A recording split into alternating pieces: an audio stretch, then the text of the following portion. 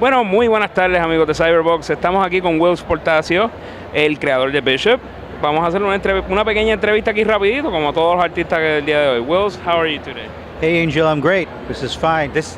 Look at the convention, it's crazy. This is a very hectic day. It's Saturday. Last year was full to the brim. This year is just amazing. How has been your experience, not just at the convention, but the island as a whole? I've been here since Wednesday and we absolutely love it. In fact, I have to admit, sadly to say, I can't live here. I'm gonna gain too much weight here. The food is too good. Like everybody says, yeah. Everybody just, there's a reason I'm like this.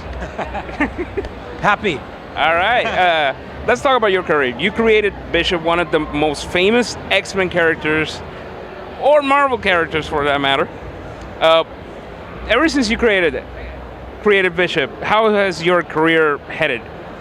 You know, how has it felt for you? How has been your experience throughout your career ever since the birth of Bishop?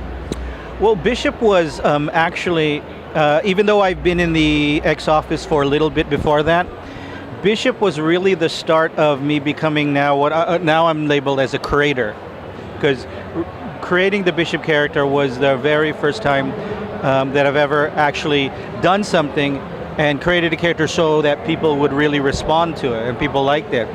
And so from that experience, I felt very confident to then go off into Image and do my own book, Wet Works, and then after that do other books like Stone and some other things and help other people with with their own characters.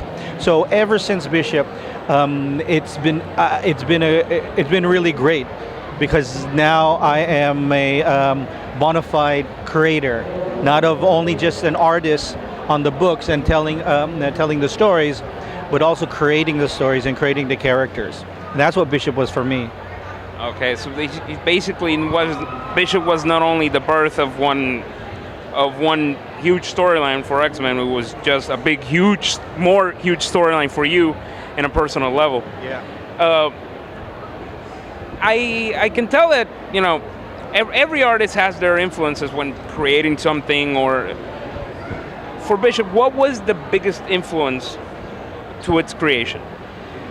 The biggest influence to the creation, even though the editor Bob Harris gave us a big leeway, big room to do whatever we want, the real big influence at the very end was at the time Wolverine was coming up as a character. At that time, he was the very first character that decided that it was okay for him to kill. Okay, he was the very first character like that, you know, and so there was a big push to come up with more characters like that. But I didn't want him to be the vigilante Wolverine, revenge, highly emotional, almost psychotic type of a character.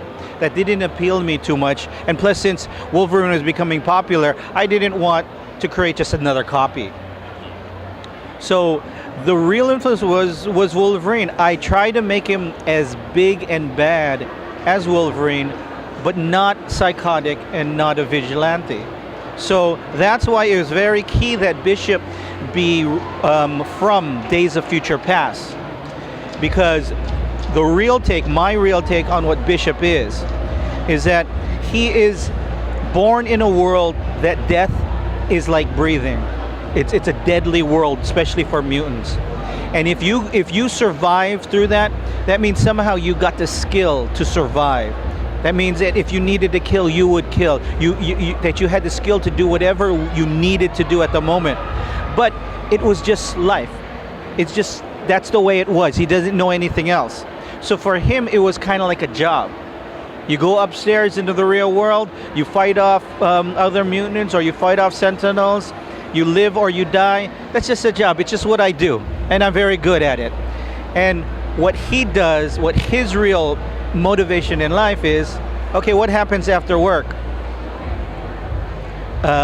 Is there a party pretty soon? Is Vanessa going to be at the party? You know, he like everybody else, just really likes to worry about life, about relationships, of friendships, about family. That other stuff, oh, that's just stuff I can do, no problem. You know, like us artists, I've drawn now for 30 years professionally, and so it's not easy for me, but I can do it. I've been doing it so long, I can do it very quickly, and it comes very easily for me. You know, so I don't think about it too much anymore because it's just my job. You know, and so like when on my free time, I try to learn how to play the guitar. I love music. As my wife says, my voice doesn't love music, but I still try because I'm not very good at it, but that's what I want to do. That's what I want to spend my time with. So just like Bishop, surviving, killing, doing what he needs to do as a superhero, as the police of the days of future and past, that's just a job. That's what he can do. That's what he was born to do. And he does it so easily. But what he really wants? He wants to get Vanessa in a corner. It's a powerful insight to Bishop. It like makes me see him in a lot of new ways. Let's talk about current stuff. What are you working on right now? What can we expect in the future from Whilce Portacio? Well, currently I'm doing a lot of covers for a lot of companies. You know, the big craze right now is exclusives and variants. So I've done Darth Vader, I've done Star Wars, Old Man Logan, Legendary. Pacific Rim for Legendary. But what I'm really working on right now is I've always wanted to do a digital comic, and I've always wanted to somehow kind of change the format, because there's a lot of kids out there that don't read comic books yet, that don't know really anything about comic books. And I want to try to entice them. And so one of my experiments, one of my ideals right now is I'm going to commit in August to do 4 pages of four comic book pages every week, and released online as a subscription for 6 months. And I'm figuring there that most of the kids, in our research, most of the kids that are not into comics yet, waiting 30 days between comic books is too much for them. So what we're going to try is to give them some comics every week, so that almost like social media, almost like tweeting, and they'll be able to get it all the time every week, and it's always there online. And we'll see how that goes. And again, that's all digital. And then, you know, a year from now, then we'll all print it in trade paperback and publish it, you know, through one of the companies. So it'll still be a comic book, but I'll be doing it all digital. And so like I go to conventions a lot here. I'm in Puerto Rico.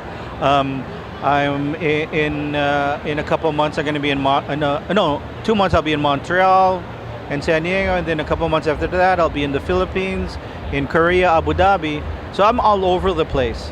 And so this comic book I'm also going to do digital. I'm actually going to do on a Wacom Companion 2 tablet. It's basically a Cintiq I can draw on, but it's powerful enough that I can carry it around me everywhere. So when I'm on the plane or in the hotel or in the airport, I could still work on this comic book. Well, thank you very much for your time, Whilce. Is there anything you'd like to say to all our fans, or to everybody who's been here to Puerto Rico Comic Con? And obviously the question, can we expect you here again? Oh, I love it. Next time I'm going to bring my kids. I'll definitely come back here. You hear that, Ricky? What I can say to everybody is the world loves superheroes right now. I mean, the whole world. You guys are showing me with this convention that you really, really love comics too. So what I say, the challenge I put out there is create a Puerto Rican superhero.